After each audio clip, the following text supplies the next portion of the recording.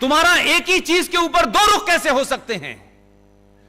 अगर जब तुम गलत थे तो आज सही कैसे हो, और जब सही थे तो आज गलत कैसे हो तुम?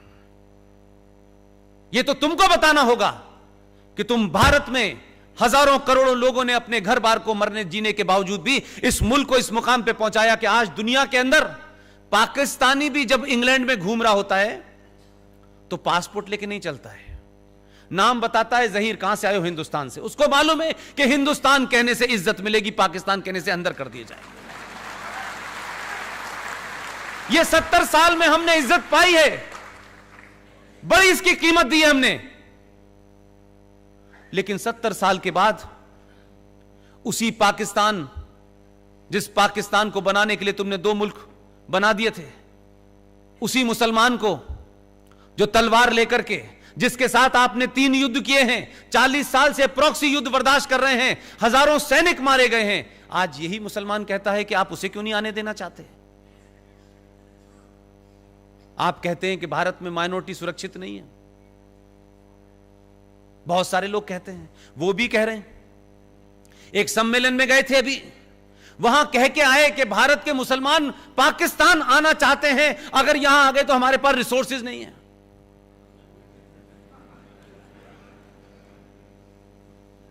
मैं तो जैसे भी हैं यहां के मुसलमान, कितने भी मुनाफिक और मक्कार हैं, लेकिन फिर भी मैं ये कहता हूं, इमरान खान और पूरा पाकिस्तान और बांग्लादेश और 57 इस्लामिक मुल्क, सऊदी अरब से लेके ईरान, इराक, जितने भी हैं, कुवैत,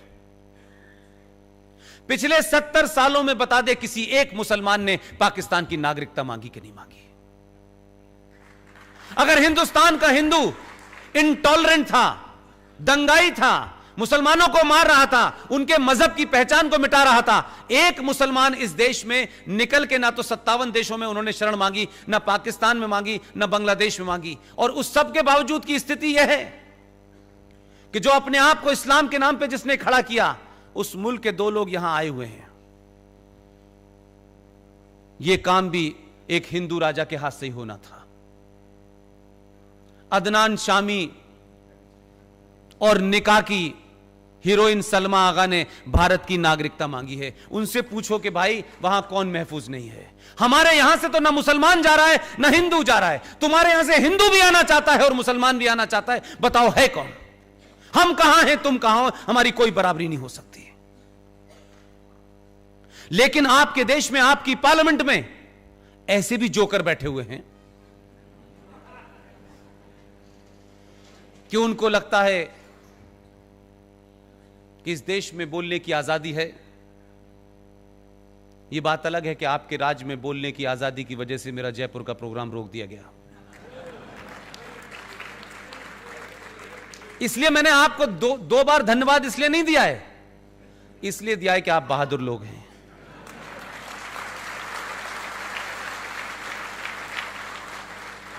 और मैं कभी सरकारों पर टिप्पणी नहीं करता, वर्तमान राजनीति पर नहीं करता। मेरे फोकस में न ये पार्टी न वो पार्टी मेरे एजेंडे का हिस्सा नहीं है। मैं जब तक बोल रहा हूं, जब तक मेरी आवाज में जान है, मेरे केंद्र में राष्ट्र है, उसके अलावा कुछ भी नहीं है।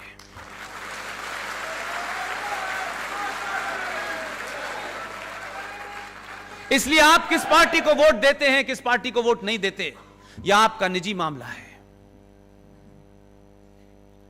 मेरी सारी तकलीफ यह है, अपने पुरुषार्थ को पहचानिए, अपने इतिहास को पहचानिए।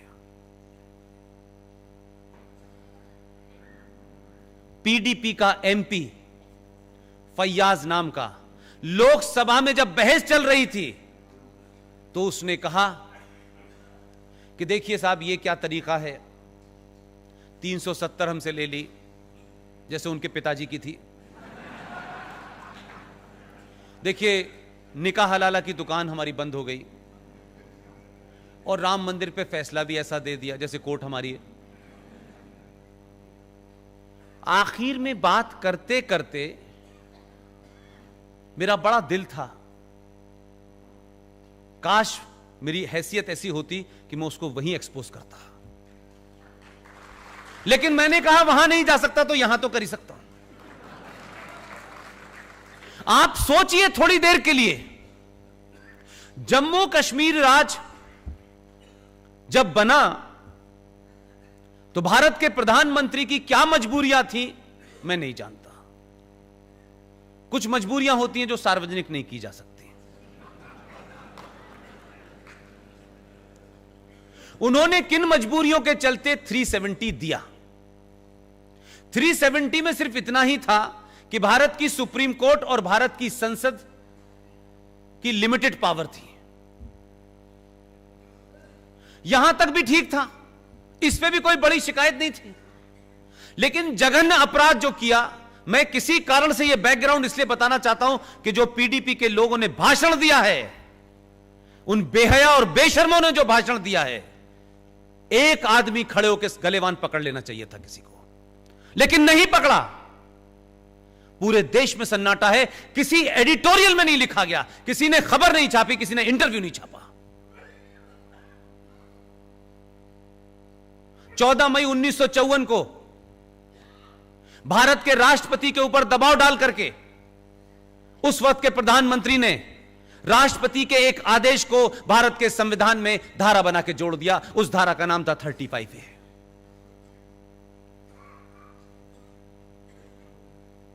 उस 35A जो स्पेसिफिकली जम्मू कश्मीर के लिए बनी थी।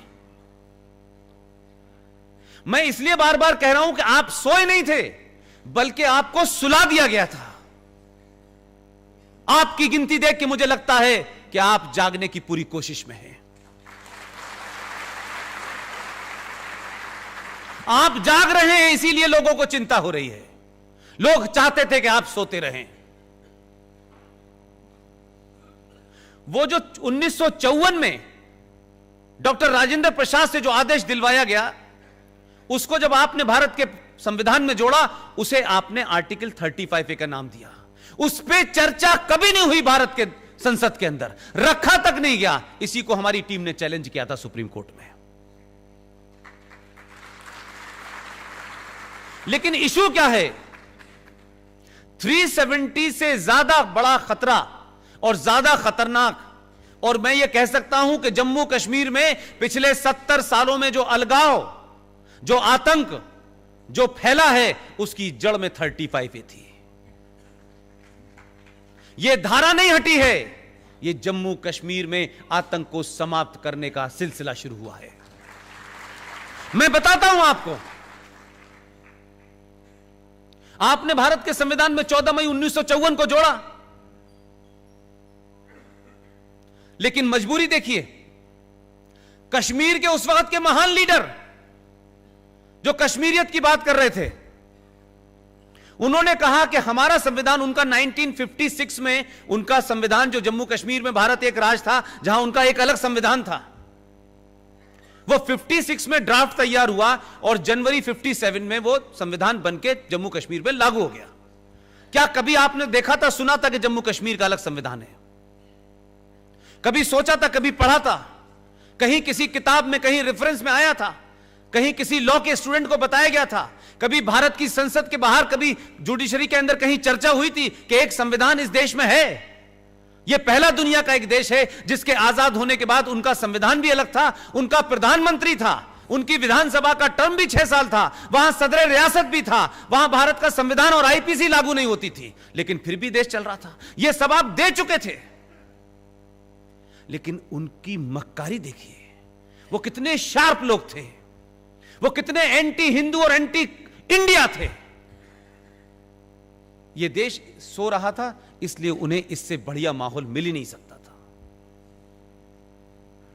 उन्होंने कहा कि हम भारत का संविधान, जिसके अंदर यह आर्टिकल 35A है, हम जब जम्मू कश्मीर के संविधान में इसको लाएंगे तो हम इसके लागू करने की डेट 1944 रखेंगे। यह पूछना चाहिए था सबको कि 1944 क्यों रखेंगे? 1944 को तो भारत आजादी नहीं हुआ था। मैं होता तो कहता 1944 क्यों रख रहे हो, 632 रख लो। पूरी तमन्ना पूरी करो, अधूरी क्यों कर रहे हो? यह सवाल उठने चाहिए थे कि नहीं उठने चाहिए थे? यह सवाल आज भी नहीं हमारे यहां कोई पूछना चाहता। तो जो हमारी आज स्थिति है, अगर उसकी जड़ को नहीं पहचानेंगे तो फिर आप सही तरीके से दवा नहीं कर पाएंगे। और अफसोस है कि आप तो चाणक्य के देश के लोग हैं। वो तो समस्या को